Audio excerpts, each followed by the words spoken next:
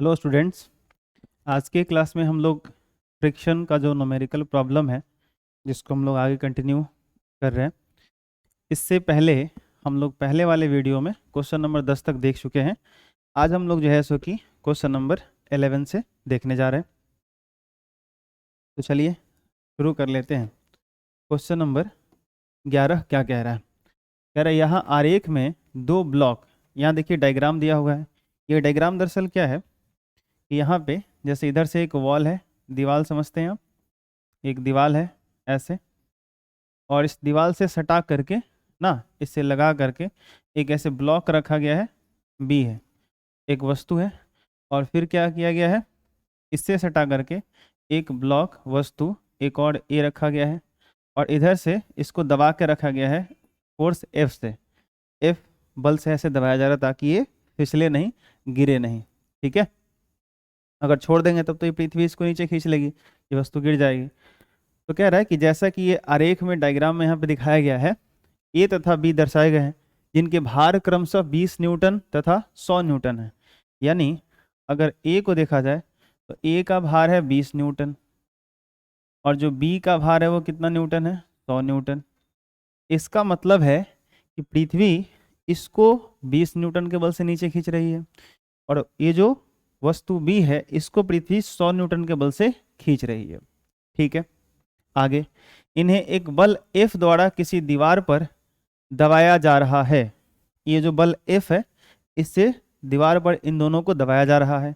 यदि घर्षण गुणांक का मान A तथा B के बीच 0.1 हो, ये जो A ब्लॉक है और ये जो B ब्लॉक है, इसके बीच में जो म्यू का वैल्यू है वो हम लोग का दिया हुआ है कितना, 0.1, तथा B और दीवार के बीच, ये जो ब्लॉक B है और जो दीवार है इसके बीच जो म्यू का वैल्यू है वो है 0.15। ठीक है, तो दीवार द्वारा ब्लॉक बी पर लगा बल होगा, यहाँ पे ना एक शब्द छूटा हुआ है, घर्षण बल। ठीक है, ये जो हमारा दीवार है, ये जो दीवार है इस ब्लॉक बी पर कितना बल लगा रहा है। अब ऐसे सिर्फ बल होगा ना तो दीवार जो है, जब इधर से आप ऐसे इसको फोर्स करिएगा तो दीवार इस पे देखो दो तरह का फोर्स लगाएगा। एक तो अगर बॉडी नीचे स्लाइड करना चाहेंगे तो फ्रिक्शनल फोर्स ऊपर होगा, और अगर आप ऐसे दबाओगे तो दीवार इधर से क्या करेगा, एक रिएक्शन करेगा, प्रतिक्रिया करेगा, एक्शन के ऑपोजिट, क्रिया के ऑपोजिट प्रतिक्रिया करेगा। ठीक है, तो यहाँ पे जो है सो कि हम लोगों का यहाँ पे निकालना आपका क्या है, बी पर लगा घर्षण बल होगा। ठीक है, लगा घर्षण बल, यहाँ थोड़ा सा शब्द में क्वेश्चन में ठीक कर लीजिएगा। तो अगर देखा जाए दोनों का हम लोग अगर FBD खींचे ना, फ्री बॉडी डायग्राम, तो कैसे बना सकते हैं जरा देखिएगा। यहाँ पे जो ब्लॉक हमारा ए है, ठीक है, पृथ्वी इसको कितने न्यूटन के बल से नीचे खींच रही है, 20 न्यूटन। ठीक है, इधर से इस पे एक बल लग रहा है, कौन सा, F लग रहा है, बाहर से इसको दबाया जा रहा है। इधर से ब्लॉक बी इसको एक रिएक्शन दे रहा होगा, जो ब्लॉक बी यहाँ पे होगा इधर से इसको एक रिएक्शन देता होगा, प्रतिक्रिया, और ये दोनों एक दूसरे के इक्वल और ऑपोजिट होंगे। आई बात समझ में? क्योंकि जो ऐसे दबा के रखा जाएगा तो ब्लॉक ना तो इधर जा रहा है ना इधर जा रहा है, तो जितना इसका एफ बल से एक्शन होगा उतना ही इधर से क्या होगा, रिएक्शन होगा। अच्छा, ये जो ब्लॉक ए है और जो ब्लॉक बी है एक दूसरे से सटे हुए हैं। FBD में इसका खींच रहा हूं इसलिए थोड़ा सा यहाँ पे गैप दिखा दिया मैंने, लेकिन अगर चित्र में देखो तो ब्लॉक ए और बी एक दूसरे से सटे हुए हैं। तो सोच के देखो, यहाँ पे इस ब्लॉक के इस वाले सरफेस पे, इस ब्लॉक पर एक ऊपर की तरफ जो है सो कि फ्रिक्शनल फोर्स लगता होगा। अगर 20 न्यूटन बल से, भार का मतलब क्या होता है, पृथ्वी द्वारा वस्तु पर लगाया गया बल, तो 20 न्यूटन के बल से अगर पृथ्वी इसको नीचे की तरफ खींच रही होगी, ये जो वस्तु ए है वो नीचे गिरना चाहेगी, तो इसको रोकेगा कौन, तो ऊपर से कोई फोर्स चाहिए। तो ये किसके संपर्क में है, ब्लॉक बी के संपर्क में है, तो बी क्या करेगा, इस पर एक फ्रिक्शन लगाएगा, तो ये फ्रिक्शन जो है वही इसको बैलेंस करेगा, रोकेगा। तो फ्रिक्शन इज इक्वल, यहाँ पे ये वाला जो फ्रिक्शन इसको मान लो F1, ये जो है हम लोग का कितना हो जाएगा, 20 न्यूटन, इतना फोर्स लगेगा। ठीक है, F1 और नीचे ऊपर F1 और नीचे 20 न्यूटन, ये दोनों इक्वल होना चाहिए। आई बात समझ में? ठीक है, तो ये ब्लॉक यहाँ पे रुका रहेगा। ठीक है, और कहा भी जा रहा है क्वेश्चन में कि ये रेस्ट में स्थिर है। ठीक, आगे अगर हम लोग ब्लॉक बी का FBD खींचे, ब्लॉक बी का इसका, तो इस पे सोचिए कि यहाँ पे क्या होगा, ए क्या कर रहा होगा, ब्लॉक ए जो होगा इसको इधर से दबा रहा होगा और दीवार इधर से फोर्स लगा रहा होगा। तो ये ब्लॉक जो बी है वो तो कहीं जा नहीं रहा है, जहाँ पे है वहीं पे है। अच्छा, पृथ्वी इसको 100 न्यूटन के बल से नीचे की तरफ खींच रही है। ठीक है भाई, पृथ्वी इसको 100 न्यूटन के बल से नीचे खींच रही है। ये दीवार के संपर्क में है, इधर तो एक दीवार था ना ऐसे, तो दीवार के संपर्क में है, तो दीवार इस पे एक फ्रिक्शनल फोर्स ऊपर की तरफ लगा रहा होगा। सोच के देखिए ना, अगर दीवार से जो सटा हुआ है तो यहाँ पे फ्रिक्शन F1 दिखाते हैं, यही फ्रिक्शन है तो F2 कर लेते हैं, क्योंकि अलग इंडिकेशन देना होगा। तो इधर का जो दीवार होगा इस ब्लॉक पे ऊपर फ्रिक्शन लगाएगा और वही रोक के रखेगा। अब ध्यान से देखो, इस ब्लॉक बी के संपर्क में ए था, तो अगर ये जो है यहाँ पे ए और बी के बीच में ये जो फ्रिक्शनल फोर्स F1 है, सोच के देखिए, ये जो फ्रिक्शनल फोर्स F1 है ये ऊपर की तरफ एज ए एक्शन जैसे कि क्रिएट हुआ है क्रिया के रूप में, तो इसकी प्रतिक्रिया इसके सरफेस पे, इस ब्लॉक बी के इधर वाले सरफेस पे नीचे की तरफ डाउनवर्ड डायरेक्शन में एक प्रतिक्रिया के रूप में आपका फ्रिक्शन F1 आ जाएगा। जैसे आप ऐसे सोचिए कि मान लो ये एक ब्लॉक है, इसको आप ऐसे खींच के लेके जा रहे हो, ठीक, तो इधर आप लेके जाइएगा तो फ्रिक्शन इस पे ऐसे लगेगा। ये अगर आप एक एक्शन करोगे तो उसके ऑपोजिट एक रिएक्शन यहाँ पे क्या होता है, एक फ्रिक्शनल फोर्स क्रिएट होता है। आई बात समझ में? तो यहाँ पे क्या होगा कि अगर ये ब्लॉक पे फ्रिक्शन ऊपर लग रहा होगा, सोच के देखिए, इस पे एक ब्लॉक पे जब फ्रिक्शन ऊपर लग, पृथ्वी इसको नीचे खींच रही होगी, तो पृथ्वी इसको नीचे खींच रही होगी तो एक फ्रिक्शन इसके ऊपर लग रहा होगा, और जब इस पे इसके सरफेस पे फ्रिक्शन ऊपर लग रहा होगा तो इसके सरफेस पे ये फ्रिक्शन कैसा होगा, डाउनवर्ड डायरेक्शन में, क्योंकि अगर ये इस पे एक्शन करेगा तो ये इस पे क्या करेगा, रिएक्शन करेगा। आई बात समझ में? सोच के देखो, आप एक ब्लॉक पे दूसरा ब्लॉक रख के ऐसे खींच रहे, ऐसे खींच रहे हो, तो अगर ये एक्शन करेगा दूसरा वाला रिएक्शन करेगा। ठीक है, तो यहाँ पे एक F1 कहाँ जाएगा, नीचे, और इसका वैल्यू कितना हो जाएगा, तो F1 का वैल्यू हम लोग निकाल चुके हैं कितना, 20 न्यूटन, तो ये आपका कितना है, 20 न्यूटन। तो जो दीवार है, ये जो दीवार के संपर्क में है, ये F2 किसके इक्वल हो जाएगा, तो 100 न्यूटन इसका भार था, और एक ये F1 नीचे की तरफ है, F2 बराबर कितना हो जाएगा, 100 और प्लस F1 का वैल्यू 20, कितना आ जाएगा, 120 न्यूटन। यानी दीवार को ऊपर की तरफ कितना फोर्स लगाना होगा, फ्रिक्शनल फोर्स 120 न्यूटन का लगाना होगा। दीवार इतना ही बल लगा रहा होगा, तब जाके जो है सो कि ये पूरा का पूरा दोनों ब्लॉक क्या रहेगा, एज ए रेस्ट में रहेगा। ठीक है, चलिए आगे अगर देखा जाए तो 12वां प्रश्न क्या कह रहे हैं, कह रहा है कि एक पृष्ठ पर एक द्रव्यमान M का ब्लॉक रखा है। ठीक है, पृष्ठ की ऊर्ध्वाधर अनुप्रस्थ काट y बराबर x3/6 से दी जाती है। यदि घर्षण गुणांक 0.5 है तब धरती से ऊपर वह अधिकतम ऊंचाई जिस पर बिना फिसले ब्लॉक रखा जा सकता है।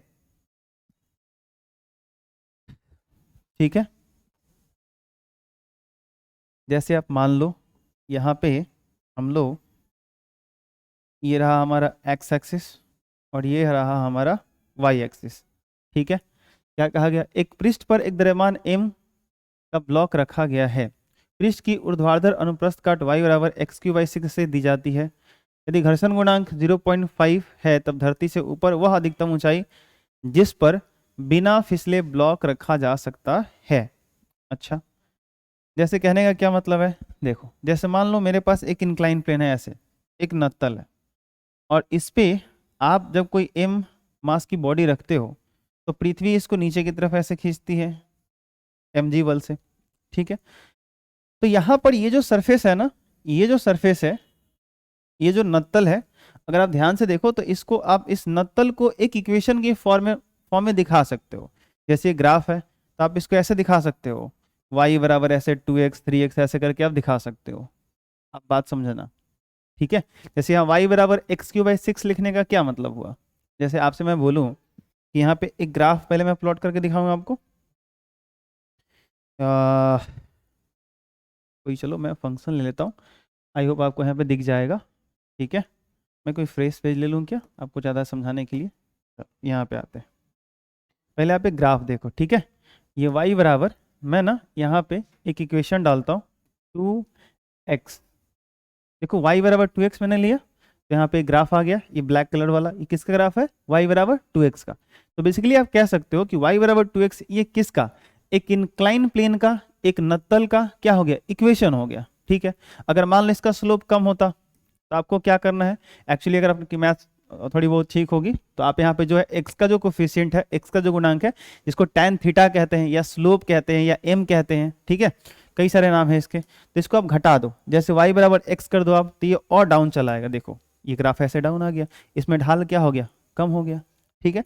तो पहले ये समझो कि अगर आप ऐसे कोई एक इंक्लाइन प्लेन बनाते हो, एक नत्तल बनाते हो, तो उसका एक इक्वेशन हो सकता है y और x को रिलेट करके, ठीक है। ध्यान से देखिए, यहां पर आपको दिख रहा होगा कि जो y बराबर x³/6 वो जो दिया हुआ है, मैंने यहाँ पे अगर एक इसका ग्राफ बनाया तो ग्राफ ऐसे बन गया, ठीक है। आप पेन पेपर लेकर ये ग्राफ बना सकते हैं, लेकिन मैंने इसका थोड़ा सा इस्तेमाल कर लिया, यूज कर लिया, ठीक है। तो इसका ऐसे ग्राफ आया। अब एक बात बताइए, आप जब इस पर कोई वस्तु आप रखिएगा, अगर ये ग्राफ ठीक से देखोगे आप, ये क्या कर रहा है बेसिकली, यहाँ पे ये जो आपका एक्स एक्सिस है इससे कुछ एंगल बना रहा है, ठीक है।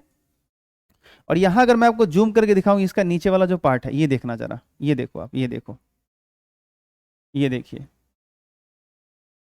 क्वेश्चन थोड़ा समझने वाला है कि जो y बराबर x³/6 का मैंने ग्राफ बनाया और जिसको जूम करके देख रहे हो, तो देखो इसका ग्राफ कैसे हो रहा है। पहले x एक्सिस पे कुछ दूर तक चला, कुछ दूर तक x एक्सिस पे पैरेलल चला, उसी पे चला, और फिर ये धीरे धीरे धीरे इसका स्लोप बढ़ते जा रहा है, ढाल बढ़ते जा रहा है, बढ़ते जा रहा है, बढ़ते जा रहा है, ठीक है।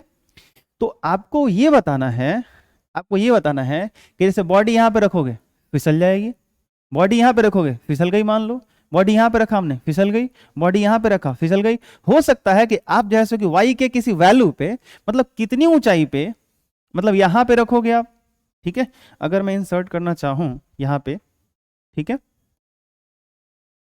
एक मिनट,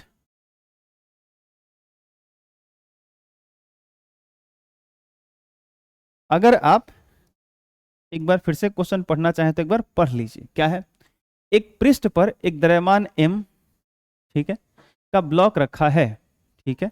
वो पृष्ठ कैसा, पृष्ठ की ऊर्ध्वाधर अनुप्रस्थ काट y बराबर x³/6, जो उसका पृष्ठ का अनुप्रस्थ काट है, मतलब जो सरफेस है उसका y बराबर x³/6 इक्वेशन से दिया गया है। यदि घर्षण गुणांक 0.5 है, इसका क्या मतलब है कि ये जो सतह है इसके लिए जो म्यू का वैल्यू है, इस सतह का जो म्यू का वैल्यू है वो 0.5 है, ठीक है।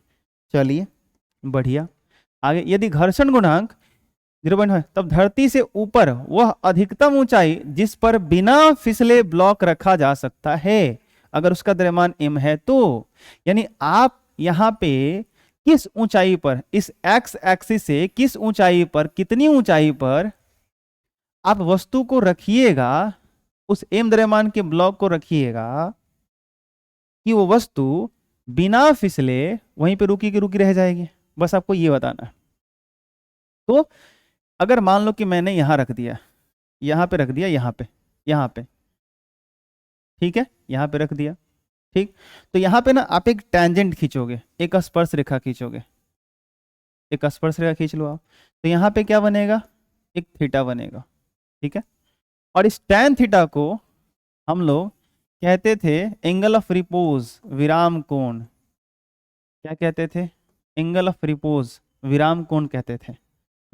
वो एंगल जिस पर बॉडी वो रेस्ट में रह जाती है, वो मूव नहीं करती, फिसलती नहीं है, ठीक है। तो ये tan थीटा बराबर बेसिकली क्या आता था, म्यू, ठीक है। तो म्यू का वैल्यू कितना दिया हुआ है, tan थीटा बराबर 0.5।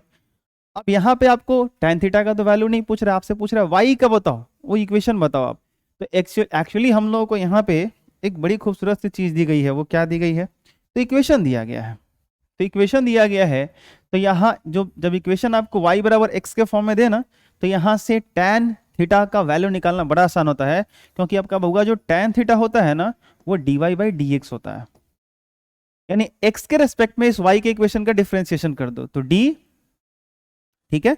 और y का वैल्यू कितना है, x³/6 और बटा में क्या है ऐसे dx, ठीक है। कांस्टेंट का होता नहीं है तो बाहर लेके आ सकते हो, तो 1/6 बाहर आ जाएगा, और x³ आप डिफरेंशिएशन करोगे तो आ जाएगा 3x², ये 3 से कट जाएगा, कितना आ जाएगा, 3 दूना 6 यानी 1/2 x², और dy/dx होगा, यही आपका हो जाएगा क्या, tan थीटा। तो यहां से जो आपका y बराबर एक्स को 6 दिया, इसको x के रेस्पेक्ट में डिफरेंशिएट करके, dx के रेस्पेक्ट में डिफरेंशिएट करके tan थीटा का वैल्यू आप ये फाइंड आउट कर सकते हो, ये इक्वेशन 1 बन जाएगा। और यहाँ पे जो है सो कि आपका tan थीटा बराबर 0.5, इन दोनों को इक्वेट कर लो आप, ठीक है। तो क्या हो जाएगा 1/2 एक्स स्क्वायर इज इक्वल 0.5, उधर जाएगा तो एक्स स्क्वायर बराबर 2 गुना होगा 2 पचे 10, 1.0 हो जाएगा। तो x बराबर √1, और √1 का मतलब ±1, ठीक है। तो यहाँ पे x का वैल्यू आप +1 ले लीजिए, -1 रखिएगा तो फिर प्रॉब्लम होगा, क्योंकि आपका y बराबर इक्वेशन क्या था, x³ 6, तो +1 ले लीजिए, तो 1 का क्यूब कितना आएगा, 1 ही आएगा बटा 6, तो 1/6 ये हो जाएगा हमारा।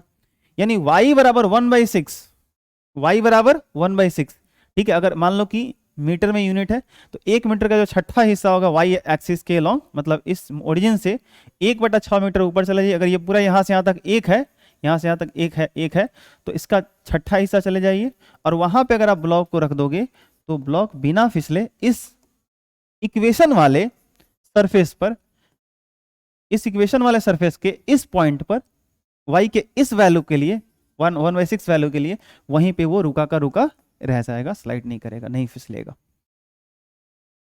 समझ आई बात, ठीक है। ये क्वेश्चन है।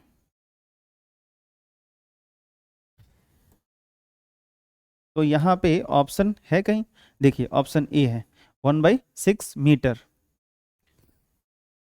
1/6 मीटर, ठीक है।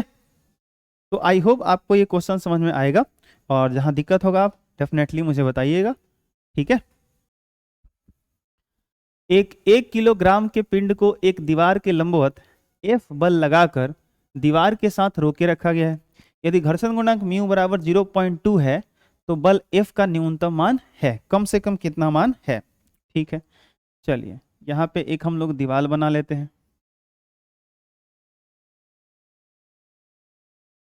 यहाँ पे एक ब्लॉक है जिसका मास है 1 किलोग्राम, ठीक है। पृथ्वी नीचे कितना बल लगाएगी, mg बल लगाएगी। आप एक चीज बताओ, अगर इस ब्लॉक को यहीं पे रोके रखना चाहते हो तो इधर से एक कह रहा है कि एक बल लगाना है, इधर से एक F फोर्स ऐसे दबा के इसको रखना है, ठीक है। अगर इधर से F बल लगा के रखना है तो क्या होगा, इधर से एक नॉर्मल रिएक्शन मिलेगा, और ये नॉर्मल रिएक्शन मल्टीप्लाई इन दोनों के बीच जो म्यू का वैल्यू होगा, जो 0.2 दे रखा है यहाँ पे, वो F बराबर क्या होता है, म्यू इंटू आर। तो एक फ्रिक्शनल फोर्स ऊपर लगेगा, घर्षण बल, यहाँ पे सोच के देखिए, एक फ्रिक्शनल फोर्स ये दीवार इस वस्तु के सरफेस पे ऐसे ऊपर की तरफ लगाएगा, जो वेट को बैलेंस करेगा, जो भार को बैलेंस करेगा। पृथ्वी नीचे खींच रही होगी और सरफेस फ्रिक्शन ऊपर लगाएगा, ये बॉडी नीचे नहीं जाएगी, ठीक है। तो यहां पे कह रहा है कि ये वाला जो बल F है वो कम से कम कितना होना चाहिए, अधिक से अधिक तो कितना भी हो सकता है। जैसे मान लो 500 न्यूटन के बल से दबा दिया आपने, तो ये रुका रह गया। 400 न्यूटन के बल से दबा रहे हो तब भी रुका हुआ है, एक बार समझ में। तो अधिक से अधिक आप बहुत जोर से दबा कर रखिए तब तो ये रुका का रुका ही रह जाएगा, या उससे और लगाइएगा तब भी रुका रहेगा। लेकिन कम से कम कितना, जैसे मान लो आपने 1 न्यूटन बल लगाया गिर गया, 2 लगाया गिर गया, 10 न्यूटन लगाया रुका रह गया, आप 9.9 लगा रहे हो ये गिर जा रहा है। तो आंसर क्या होगा, अगर मिनिमम 10 न्यूटन फोर्स लगाने पे अगर जो है सो कि रुका रह रहा है तो वही आंसर हो जाएगा। अब 10 से ज्यादा लगाइएगा तो रुका ही रहेगा, 15 कर दीजिए, 20 कर दीजिए। अगर मान लेते हैं कि 10 न्यूटन में रुका रह गया तब की बात है, समझ में आ रही बात। तो वही क्वेश्चन पहले समझ लीजिए कि आप इधर से कितना फोर्स लगाओगे कम से कम कि रुका का रुका रह जाए। तो एक बात बताओ, पृथ्वी इसको नीचे कितना बल से खींचती है, mg बल से, उसको हम कहते हैं वेट, भार। w बराबर वेट mg, w बराबर mg हो जाएगा। तो मास कितना है 1, g का वैल्यू 9.8। देखो 10 पुट कर लेते हैं, बट यहाँ पे ऑप्शन अगर देखोगे तो 980, 49, 98, 490 ऐसे दे रहा है, तो आप 9.8 ही रखोगे, ऑप्शन थोड़ा देख लेना। तो ये 9.8 न्यूटन आ गया, तो इसका भार आ गया 9.8 न्यूटन, यानी पृथ्वी इसको 9.8 न्यूटन से नीचे खींच रही है। तो कम से कम फ्रिक्शन का जो मिनिमम वैल्यू होना चाहिए, आप ये बताओ, ये जो ऊपर ये दीवार इस पे जो फ्रिक्शन ऊपर की तरफ लगा है, उस फ्रिक्शन का मिनिमम वैल्यू कितना होना चाहिए, 9.8 होना चाहिए।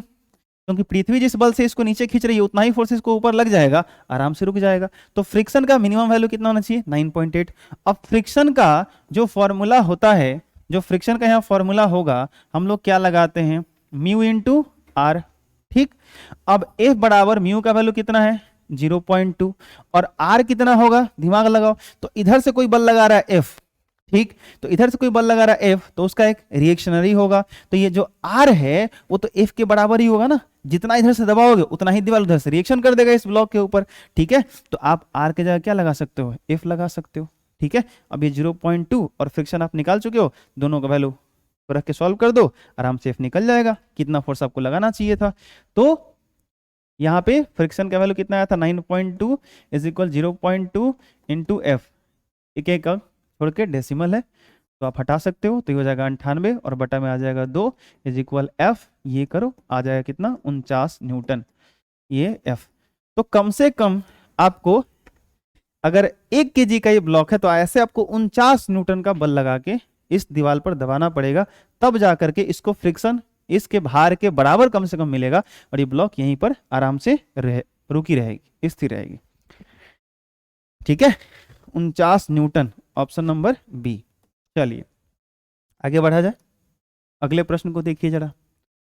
एक समान जंजीर क्षैतिज मेज के ऊपर रखी हुई है, ठीक है, मेज समझते हैं ना, टेबल इस टाइप का, ये एक टेबल है,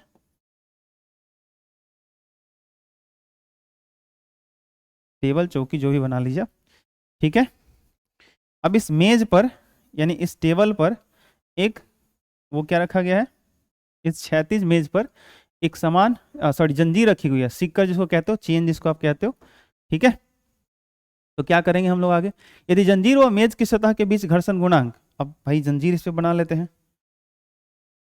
अमिताभ बच्चन की एक फिल्म भी आई थी बहुत पहले, हम लोग उस वक्त बहुत छोटे थे, जंजीर, और शायद काफी हिट रही थी, सुनने को मिलता है। तो इस टाइप से एक जंजीर जो है सो कि लटका दिया गया है, तो जंजीर और मेज के बीच में जो घर्षण गुणांक है वो 0 पॉइंट कितना है 25 है। तो जंजीर की लंबाई का वह अधिकतम भाग जो मेज के एक सिरे से नीचे लटकाया जा सकता है होगा।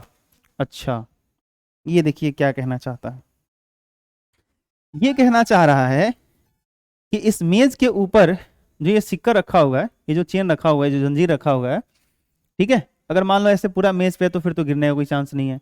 आप क्या करो, इस सिक्कर को, इस चेन को, इस जंजीर को आप लटकाना शुरू कीजिए, ठीक है। अब लटकाना शुरू कीजिएगा तो धीरे धीरे इसका मास क्या होगा, नीचे की तरफ आएगा, इधर मास बढ़ते जाएगा और पृथ्वी इसको नीचे की तरफ खींच रही होगी, ठीक है। तो इस पर जो भी जितना हिस्सा इधर लटका होगा, जितना हिस्सा इधर लटका होगा उस पर पृथ्वी कितना बल लगाएगी, mg बल, और जिधर इतना बचा होगा उस पर ऐसे नीचे की तरफ mg बल लगाएगी। तो अगर mg बल लगाएगी तो इसका एक रिएक्शन होगा, रिएक्शन होगा तो उस पर एक फ्रिक्शन लगेगा, क्योंकि घर्षण गुणांक यहाँ म्यू का वैल्यू कुछ दिया हुआ है, तो फ्रिक्शन इस ऊपर वाले सिक्कर को ऑपोजिट फ्रिक्शन जो है घर्षण बल इस ऊपर वाले चेन पर, ऊपर वाले जंजीर पे विपरीत बल लगा के इसको रोकना चाहेगा, और पृथ्वी इस मास के हिसाब से, इसके वेट के हिसाब से नीचे खींचकर इसको गिराना चाहेगी। तो आप जब जंजीर को धीरे धीरे छोड़ रहे हो और फिसला रहे हो नीचे की तरफ, तो कम से कम आप जैसे कितना भाग जो है सो कि, कम से कम नहीं, अधिक से अधिक आप कितना भाग जो है सो कि जंजीर का नीचे की तरफ लटका सकते हो कि मतलब गिर ना जाए, कितना परसेंट, अगर 100% इसकी लंबाई मान लो तो कितना परसेंट वो जो है सो कि आप नीचे लटका सकते हो, ये वाला सवाल है, परसेंटेज में आंसर दे रहा है, ऑप्शन दे रहा है हम लोगों का, ठीक है। तो कैसे इसको सॉल्व किया जाए, चलो एक काम करते हैं, सबसे पहले हम लोग ना एक जंजीर यहाँ बना लेते हैं, ऐसे इसको पूरा सीधा करके बना लेते हैं, ठीक है। इसको जो, इसकी जो पूरी लंबाई है ना, इसको मान लेते हैं एकदम हम लोग कैपिटल एल मान लेते हैं, यहाँ से यहाँ तक जो पूरी लंबाई है उसको मान लेते हैं कैपिटल एल, ठीक है। अच्छा, इसका जो पूरा मास है ना उसको मान लेते हैं कैपिटल एम, यहाँ से यहाँ तक जो इसका टोटल मास है उसको मान लेते हैं एम, ठीक है। अब हम लोग ये भी मान लेते हैं कि हमने जितने हिस्से को लटकाया है, अधिकतम जितना हिस्सा लटकना मतलब लटक सकता है और जंजीर ना गिरे, वो सिचुएशन मान लेते हैं कि हमने स्मॉल एल लेंथ का जो जंजीर है वो नीचे लटका दिया हमने, इससे ज़्यादा हम नहीं लटका सकते, हम मान लेते हैं। अगर इससे ज़्यादा लटकाएंगे तो फिर वो गिर जाएगा, ठीक। तो मैं क्या करूँगा, मैं लिखूंगा कि कैपिटल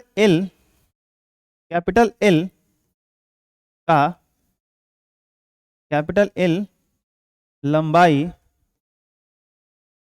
के कैपिटल एल लंबाई के जंजीर का कुल द्रव्यमान कैपिटल एम है। इसलिए क्योंकि इसलिए लगा दीजिए, क्योंकि एल लंबाई के जंजीर का कुल द्रव्यमान कैपिटल एम है,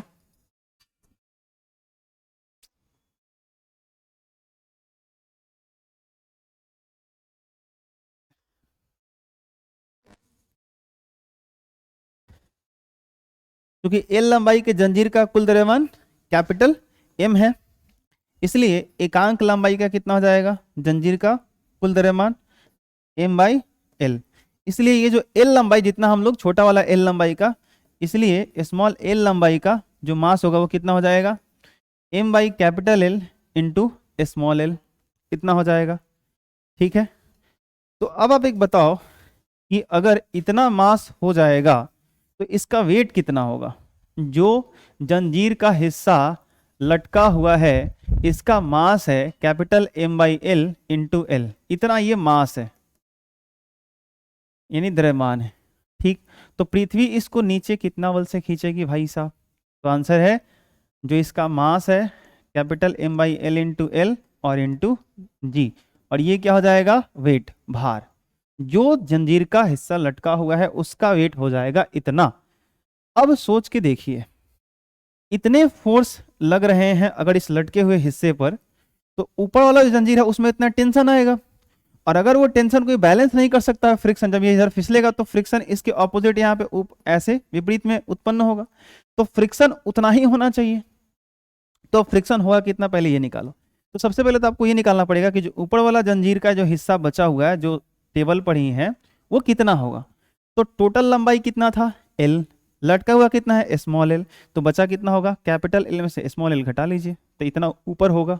ठीक, तो क्या करोगे आप, ऐसे लिखोगे फिर से कि एल लंबाई जो है हम लोगों का, जो टोटल मास था बेसिकली, उसमें से इसका मास घटा लीजिए, बच जाएगा। ये भी एक तरीका है, या ऐसे भी कर सकते हो आप कि एल लंबाई का द्रव्यमान कितना था, कैपिटल एम था, इसलिए एकांक लंबाई का कितना हो जाएगा, फिर से वैसे ही कर लो, एम बाई एल।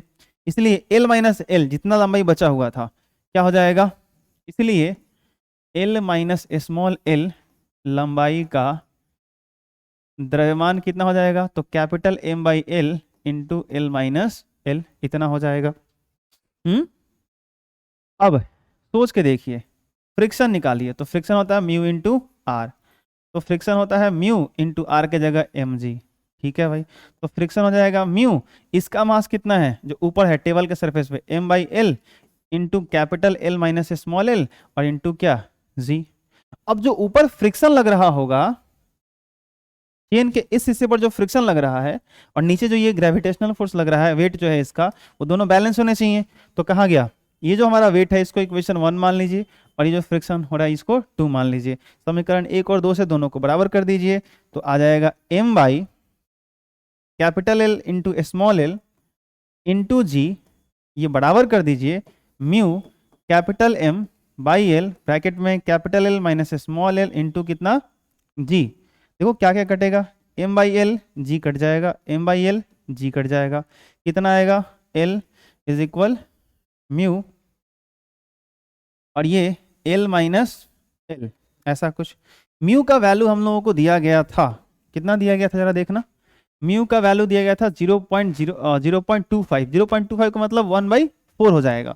ठीक है, तो एक काम कर लेते हैं, म्यू का वैल्यू यहाँ 1/4 रखिएगा ऐसे, तो कितना आ जाएगा जरा बताना, L बराबर 1/4 और ब्रैकेट में L माइनस L।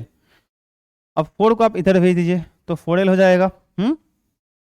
इसको मैं क्या कर सकता हूँ, ऐसे कर सकता हूँ क्या, देखो तो 4L बराबर capital L minus small L, आराम से देख लो, capital L minus small L, तो कितना हो जाएगा, ये L माइनस में इधर आएगा तो 5L बराबर L, तो स्मॉल एल बराबर कितना होगा, L/5। ठीक है, तो कैपिटल एल क्या था, वो पूरा लंबाई था, कैपिटल एल क्या था, पूरा लंबाई था।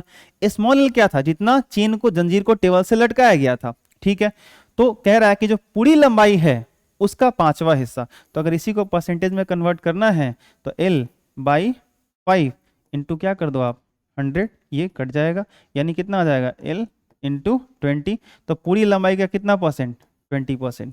ठीक है, यानी आप जो है सो कि यहाँ पे कहाँ गया, ऑप्शन देख लो, जो 20% था ना, ये हम लोगों का ऑप्शन ए सही हो जाएगा। यानी जंजीर की जो पूरी लंबाई होगी उसका 20% आप लटका सकते हो फ्री। ठीक है, देन क्या हो जाएगा आपका कि चेन नीचे नहीं गिरेगा, वो स्थिर रहेगा। एक टेबल, देखिए टेबल लिखा गया, टेबल या टेबल बोल सकते हैं, तथा इस पर रखे 2 केजी द्रव्यमान के गुटके ए। देखिए यहाँ पे एक गुटका है, ब्लॉक है, 2 केजी का है, जैसा कि चित्र में प्रदर्शित है, चित्र में दिखाया गया है के बीच स्थैतिक घर्षण गुणांक μs 0.2 है। ये जो ब्लॉक है और ये जो सरफेस है, इन दोनों के बीच में जो म्यू का वैल्यू है, यहाँ पे जो म्यू का वैल्यू है वो आपका दिया गया है 0.2 दिया गया है। ठीक है, गुटके बी का अधिकतम द्रव्यमान क्या होगा, ये जो देखिए इससे एक रस्सी लगाया गया और पुली पर से होते हुए जो है सो कि एक ब्लॉक बी को लटका दिया गया और क्वेश्चन डाला गया है कि बी का अधिकतम द्रव्यमान क्या होगा, बी का अधिकतम मास कितना होना चाहिए ताकि दोनों गुटके स्थिर हैं, ताकि ये वाला और ये वाला रुका रहना चाहिए। ठीक है, डोरी एवं घिरनी घर्षणहीन तथा द्रव्यमानहीन है, मतलब रस्सी का मास नहीं है, घिरनी का मास नहीं है और वो उसमें फ्रिक्शन भी नहीं है। लेकिन हाँ ध्यान रखिएगा, जिस सरफेस पे इस 2 केजी के ब्लॉक को रखा गया है उस टेबल का सरफेस और ब्लॉक के बीच में फ्रिक्शन कोफिशिएंट 0.μs दिया हुआ है। तो एक बात बताओ, अगर ये सिस्टम यहाँ पे रेस्ट में रहे तो हम क्या चाहेंगे कि भाई इस ब्लॉक बी को पहले बात कर लेते हैं, इसका मास m है और यही हमसे पूछा जा रहा है। तो पृथ्वी इसको नीचे कितना बल से खींच रही होगी, mg बल से। इसमें एक रस्सी ऊपर लगा है तो रस्सी में टेंशन आएगा, तो टेंशन बराबर क्या हो जाएगा, mg हो जाएगा। सिंपल है, टेंशन बराबर क्या हो जाएगा, mg हो जाएगा। अब इस mg टेंशन से ये रस्सी में टेंशन टेंशन टेंशन टेंशन इस ब्लॉक को खींचेगा। अब इस ब्लॉक को खींचेगा तो ये आगे बढ़ेगा और आगे बढ़ेगा तो यहाँ पे क्या आना चाहिए, फ्रिक्शन आना चाहिए। तो फ्रिक्शन इसको रोक के रखेगा। तो फ्रिक्शन कितना आएगा बताओ, तो फ्रिक्शन हो जाएगा mu mg, mu into R होता है। ठीक है, तो यहाँ पे ध्यान रखना m किसका होना चाहिए, बोलो बोलो, इसका मास होना चाहिए। तो म्यू इंटू 2 इंटू जी, इतना इस पे फ्रिक्शन लग रहा होगा। अब एक बात बताओ, जितना इस पर फ्रिक्शन लगे और जितना इधर से टेंशन होगा वो दोनों क्या होना चाहिए, बराबर होना चाहिए। तो इसको समीकरण 1 मान लेना, इसको समीकरण 2 मान लेना। तो टेंशन बराबर स्मॉल mg बराबर म्यू इंटू 2 इंटू जी, जी से जी गया, m बराबर कितना आ गया 2 इंटू म्यू, म्यू का वैल्यू कितना था 0.2, 2 दूना 4, लिख दो एक अंक छोड़ के दशमलव, 0.4 kg आंसर आ जाएगा, ऑप्शन डी।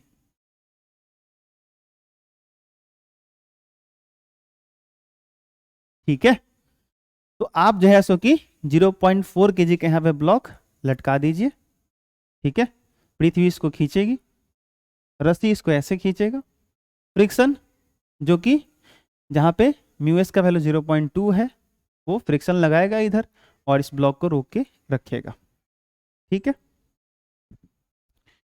चलिए अगला है, घर्षण बल द्वारा किया गया कार्य होता है ऋणात्मक, धनात्मक, शून्य, उपरोक्त, सभी। ध्यान रखिएगा जो है सो कि आपका उपरोक्त सभी। घर्षण के द्वारा वर्क डन निगेटिव भी होता है, जैसे मान लो एग्जांपल से समझो आप, जैसे मान लो m है, आप इधर फोर्स लगा के लेके जा रहे हो तो आप बल इधर लगाओगे और बॉडी का डिस्प्लेसमेंट मान लो इधर हो रहा है, तो बॉडी पे एक फ्रिक्शनल फोर्स ऑपोजिट इधर लगेगा। तो जब घर्षण इधर लगेगा, ध्यान से देखना, तो घर्षण जब इधर लगेगा और बॉडी का डिस्प्लेसमेंट इधर होगा तो बीच का जो कोण होगा यहाँ पे कितना आ जाएगा 180। और जब वर्क डन आप निकालते हो तो क्या लगाते हो F.S ना, तो फ्रिक्शनल फोर्स F.S करोगे तो फ्रिक्शनल फोर्स का वैल्यू रखोगे, विस्थापन आएगा, आप कॉस थीटा की जगह 180 आ जाएगा, आप कॉस 180 माइनस देता है तो वर्क डन क्या हो जाएगा, निगेटिव हो जाएगा। तो यहाँ पे आपका घर्षण बल निगेटिव वर्क डन भी कर सकता है। दूसरा पॉजिटिव कैसे कर सकता है ये समझना जरा। देखो जब हम पृथ्वी पर चलते हैं, धरती पे चलते हैं, ठीक है, तो हम क्या करते हैं, हम अपने पैर से ऐसे फोर्स लगाते हैं, अपने पैर से पीछे की तरफ ऐसे धक्का देते हैं। ठीक है, अब मान लो कि ये वाला ऐसे थीटा है, तो इस फोर्स का एक हिस्सा हम लोगों का क्या आता है, ध्यान से देखो जो हम फोर्स लगाएंगे, जितना बल से हम दबाएंगे, ठीक है, मान लो F बल से इस धरती को दबा रहे हैं, तो F cos थीटा ऊपर चला जाएगा, F sin थीटा नीचे आ जाएगा। तो एक बात मुझे बताइएगा, अगर आप इधर फोर्स का ये वाला हिस्सा आपके पैर को फिसला देगा, वो तो पीछे चला जाएगा, तो उस टाइम घर्षण किधर लग रहा होता है? आगे। जब हम चलते हैं तो हम किसके कारण चल पाते हैं? फ्रिक्शन के कारण। जब हम चलते हैं या स्पीड अपना बढ़ाते हैं, दौड़ना शुरू करते हैं, तो फ्रिक्शन हम पे आगे की दिशा में लगता है। तो फ्रिक्शन जब यहाँ पे आगे की दिशा में लगता है और आप जाते भी आगे हो, तो आपका डिस्प्लेसमेंट भी आगे होता है और फ्रिक्शन भी आगे होता है। तो बीच का एंगल कितना होता है? 0 डिग्री। और थीटा 0 होता है, तो कॉस 0 डिग्री का वैल्यू कितना होता है? 1 होता है। और कॉस 0 का वैल्यू 1 होगा तो वर्क डन क्या मिलेगा आपको? पॉजिटिव मिलेगा। आई बात समझ में? ठीक है। तो ये बात आपको ध्यान रखना है कि फ्रिक्शन आपका वर्क डन पॉजिटिव भी कर सकता है, फ्रिक्शन आपका वर्क डन निगेटिव भी कर सकता है। तीसरा, जीरो कैसे कर सकता है? देखो, ये रहा हम लोगों का ब्लॉक। आप क्या कर रहे हो? इसकी लिमिटिंग फ्रिक्शन एफ एल का वैल्यू है मान लो 100 न्यूटन। मतलब आप मैक्सिमम 100 न्यूटन का जब बल लगाओगे तब ये बॉडी चलने की इंटेंशन इसका आएगा, चलना शुरू करेगा। तो मान लो कि मैक्सिमम 100 न्यूटन एफ एल का वैल्यू है, आप यहाँ पे लगा रहे हो 20 न्यूटन। ठीक है, तो ये कौन सी फ्रिक्शन में आएगा? ऑटो एडजस्टिंग फ्रिक्शन में आएगा। किसमें? स्वसंबंधित घर्षण में आएगा। अब 20 न्यूटन लगाइएगा, ये 20 न्यूटन अपोजिट अपने आप में डेवलप कर लेगा, उत्पन्न कर लेगा और बॉडी को रोक के रखेगा, जाने ही नहीं देगा। तो फ्रिक्शनल फोर्स यहाँ लग तो रहा है, ऑटो एडजस्टिंग फ्रिक्शन तो है जो इसको रोक के रखा हुआ है, लेकिन बॉडी में डिस्प्लेसमेंट ही नहीं हो रही है। ठीक है, तो जब डिस्प्लेसमेंट नहीं हो रही है, ऐसे ही जीरो है, तो आपका वर्क डन क्या हो जाएगा? जीरो हो जाएगा। तो फ्रिक्शनल फोर्स लग तो रहा है बट कोई वर्क डन नहीं है यहाँ पे, तो वर्क डन क्या हो जाएगा? जीरो हो जाएगा। तो फ्रिक्शनल फोर्स आपका वर्क डन पॉजिटिव भी कर सकता है, निगेटिव भी कर सकता है और जीरो भी कर सकता है। ठीक है, तो यहां पर जो है सो कि ऑप्शन डी आपका सही हो जाएगा, ये ध्यान रखना है। ठीक है, आज इतना ही रहने देते हैं, बाकी क्वेश्चन जो है सो कि फिर इसको अगले वीडियो में कर दूंगा। Thank you.